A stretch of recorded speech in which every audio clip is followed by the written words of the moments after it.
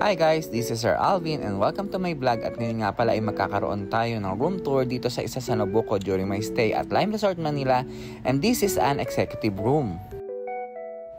At pagkalagay nga pala natin ng keycard ay automatic na mag-o-open lahat ng mga appliances at mga ilaw at automatic na rin na mag-o-open ng window para ma-welcome tayo sa napakagandang view ng Manila Bay.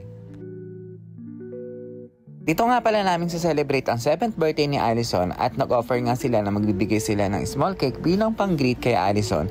At ganoon din na makikita niyo sa may television na nakalagay ang kanyang Happy Birthday Miss Mary Allison. Thank you nga pala sa effort niyo, Lime Resort Manila.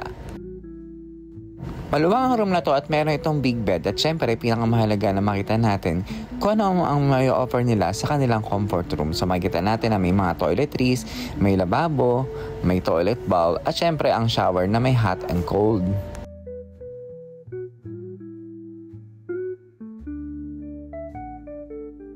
Almost lahat ng basic need natin pag nag-stay tayo sa hotel ay meron dito gaya ng mga toiletries.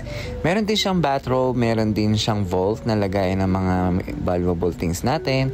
May refrigerator, may coffee maker, may tsinelas at syempre yung mga pagkain dyan na hindi natin basta-basta pwedeng kainin dahil binabayaran natin yan during checkout.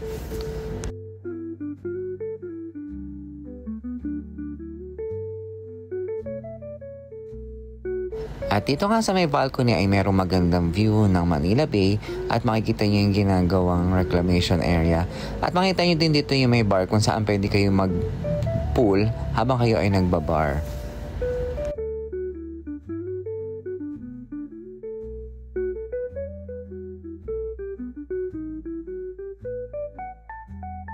Sa booking.com at pwede na kayong mag-book mismo sa kanilang Facebook page. Pakihanap na lang po ang Lime Resort Manila.